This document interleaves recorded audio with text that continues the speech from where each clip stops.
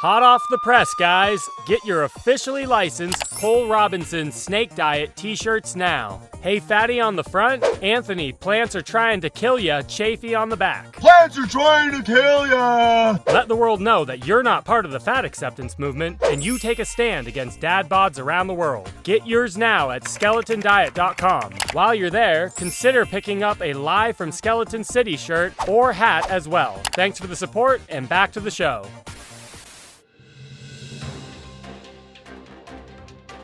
Coming at you live from Skeleton City. We're back again with another skeleton pyramid video. So today's topic is basically people that are coming from, the SAD diet, standard American diet, or just eating whatever. I have a ton of people reporting, they get headaches or they have bad energy. And that could be from a number of things, maybe they came from fasting, maybe they came from keto. But I thought this question was good on more of like a slow approach to the sugar diet and sort of easing into it. So let's read the question. I've been in tier 4 for a long time and flirting with tier 3. I heard about this sugar diet and tried jumping to tier 1 in a day. Experienced headaches and strange bodily feelings. Maybe I need to move up the pyramid slowly? Yes, so exactly. A lot of people too, I'm 36, so I'm not young by any means, but a lot of people that are doing this are, they're in their 50s, 60s, 70s, so they could have been eating in tier 4 for, the last 50 years, That could be a huge shock to some people, not only physically to their body, but also mentally,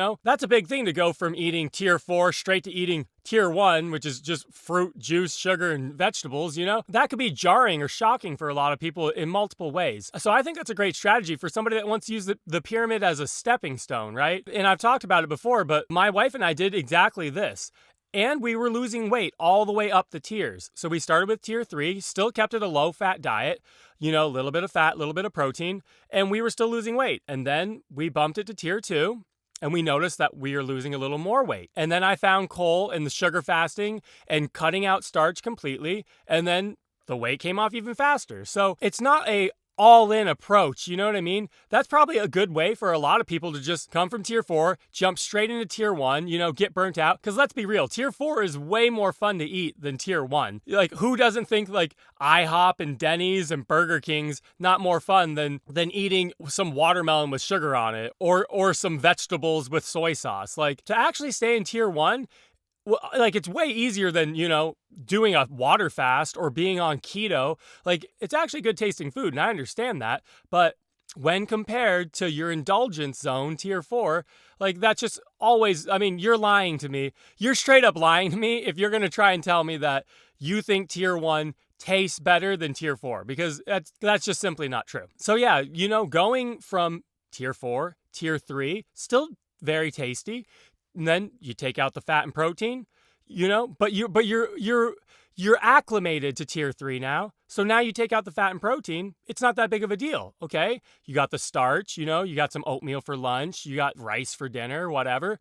You're acclimated to tier 2. Okay, now you drop that starch, now you're in tier 1, you know what I mean? So I think the stepping stone approach is honestly, probably I would recommend. I did it myself. My wife did it. I'd honestly recommend it for most people. Yeah, some people are straight psychos and they have no problem. You know what I mean? They've been eating junk their whole life and they're just like mentally hardcore and they don't care. They'll go straight to tier 1 and they'll stay there until they're in Skeleton City, and they will not have one cheat meal, one cheat day. They won't even touch any other tier.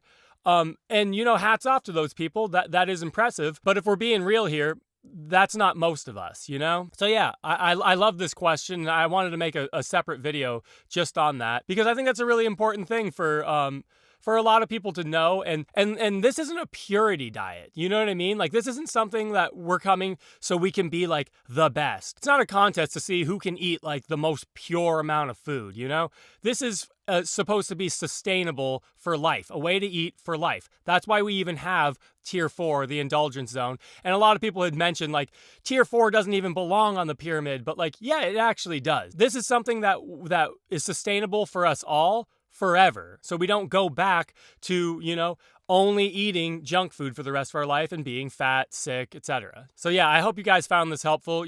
Keep the pyramid questions coming and I'll keep answering them. So until next time, my friends, stay bony.